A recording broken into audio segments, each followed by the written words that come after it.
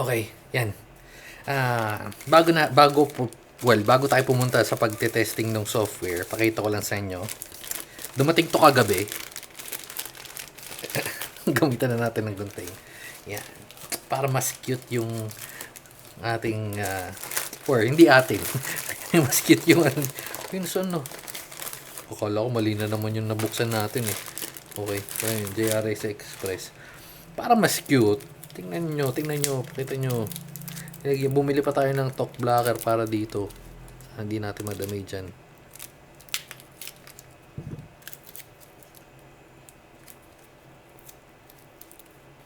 Nakakuha ko na nga yung software. Medyo natagal yung seller, siguro naghanap pa siya kung saan niya kukunin, pero hindi tayo magbukas.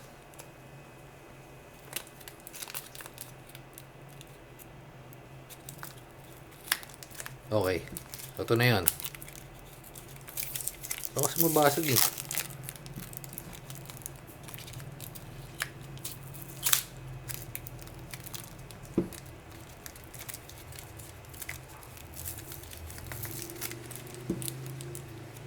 Ito naman ito buksan. Ayun oh. Nakita niyo na ba?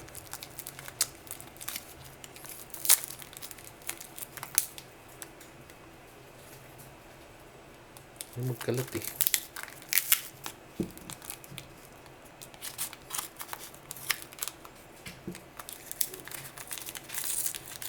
Okay, yun.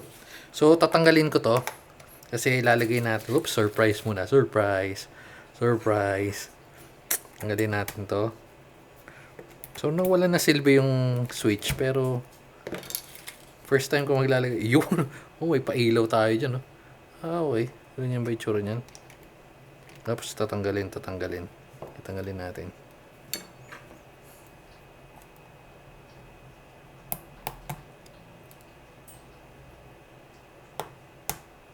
Madaling magtanggal kabit nito. Ang ganda nitong keyboard na to.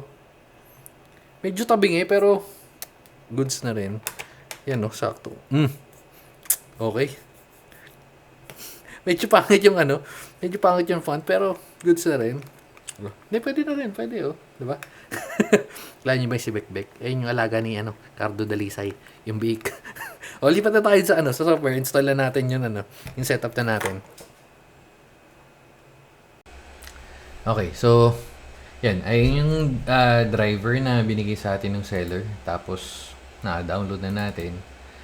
Extract lang natin dito. Yan. Huh? Okay. Walang icon eh.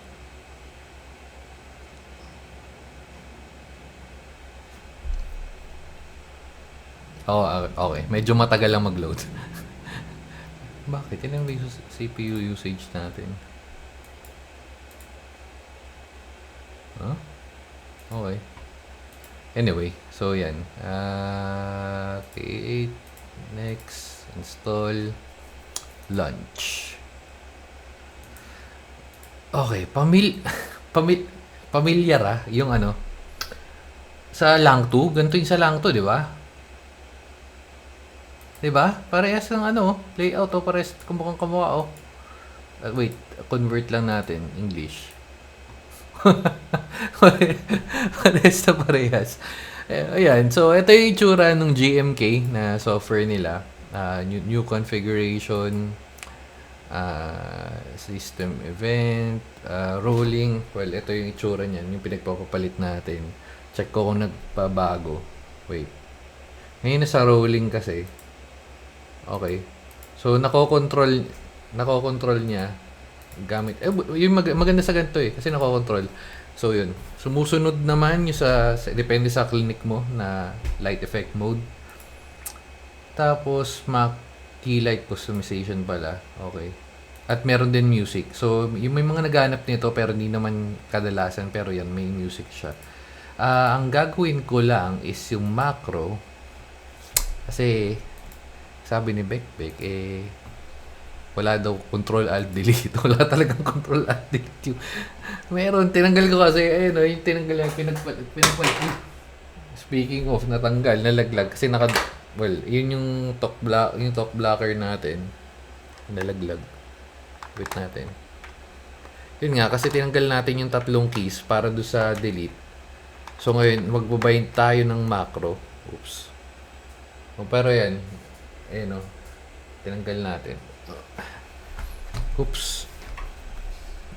So magbabind tayo siguro ng FN keys. New. Control Alt Delete.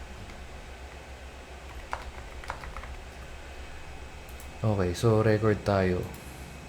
Paano tayo pipindot ng delete? Wala nga tayong delete button. Delete, men. Wait, kakabit ko lang yung isa. Walang delete, no? Teka. Okay, hindi na tayo magpapalit. Dito na lang pala tayo. So, ang gagawin natin, ibabind natin sa left. Tama ba? Yung left. Gagawin natin delete yan. Okay, so naka-delete na yan ngayon. At pupunta tayo sa macro. Oops, macro. Saan yung macro? Huh? Ayan, yan. Testing. Record, dapat delete lalabas. Okay. Okay, so ulit. Stop recording. And then record, control, delete. Uy. nag-lock yung screen. Pero hindi yan, stop recording. So, ibabind natin yan ngayon. Control, 30 seconds. Take to 30 seconds lang natin. Para di mo masyado. Or 30 millisecond. Parang ganun. 30, 30, and then save. Okay. So, balik tayo dito sa custom key. Tapos ito, i-default ulit natin. And then, FN. Oops. FN layer. Yan. FN layer. Huh? Wait lang. Naguluhan din ako. Okay, so kaya ako naguluhan kasi tama, hindi natin to pwede i-bind dahil wait. Default muna natin. Ay, sorry. Disable default. Check ko FN backspace. Okay, so FN backspace wala. Yun yung gagawin natin, control alt delete. So dito tayo custom function, then macro, yan, okay. So yan, binaid natin yung control alt delete. Pag nag FN tayo and then backspace, hindi nangyayari, di ba? Wait lang, bakit? Ba tayo? Huh?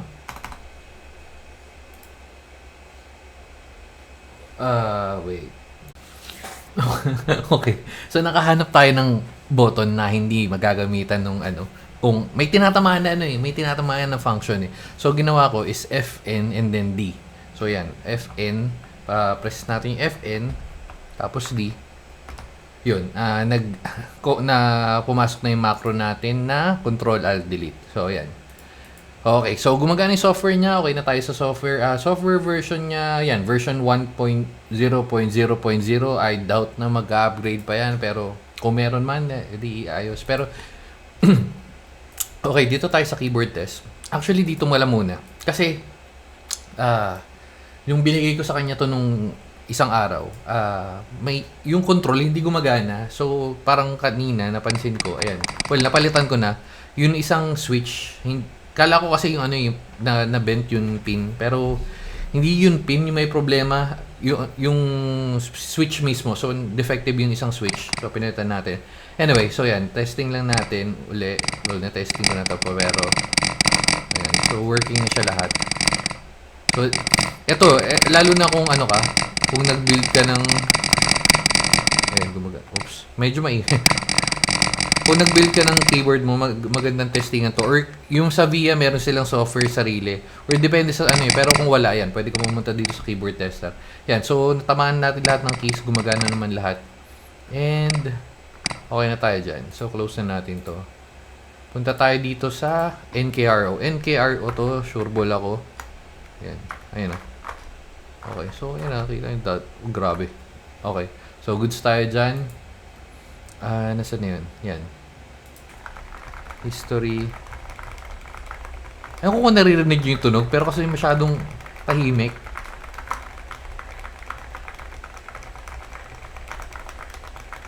Hindi siya ano eh, matok-tok. Iba yung ano eh, silent siya eh. Ayaw. Ayaw bumaba ng ayaw. Hindi, pero sige, alam naman natin bababa at bababa yan, pero di ko alam bakit mabagal dito. So, sige, goods na ako dyan. And then yung last is, syempre, well, bago, hindi, wait, medyo madilim eh. Ayan, tahimik kayo. Kasi pag masyado malayo, hindi rinig. Feeling ko hindi rinig eh. Diba? Anyway, so yan. Sige, keyboard na tayo. Typing test. Okay, refresh. Refresh. Refresh. Malamig sa bibig. Tagal mag-load. May din-download kasi ako eh, pero oh!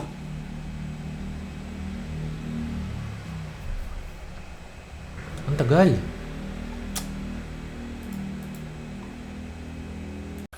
Okay, so, yan. Game. Start.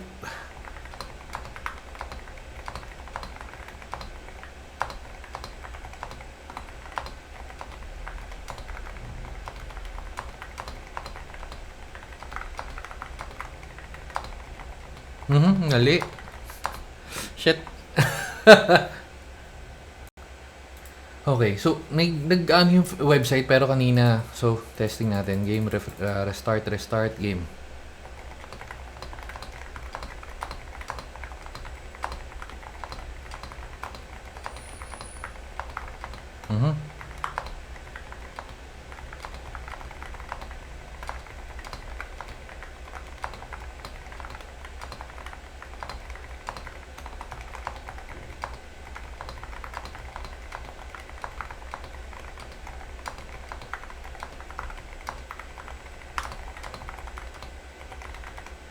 Shit. May mali ako napipindot. Pero maganda yung ano, isa pa. Last. Sorry. Okay, so game. Nag-unat-unat lang tayo. So, oops. Restart game.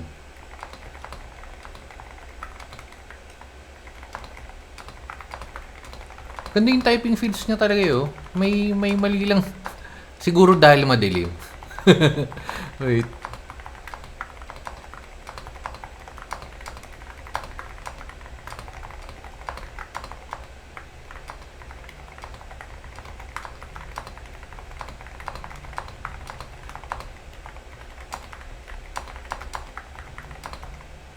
May madilim eh, no? Madilim. Pero hindi, okay na nga. So, anyway, so yun na nga. Ayun yun sa GMK.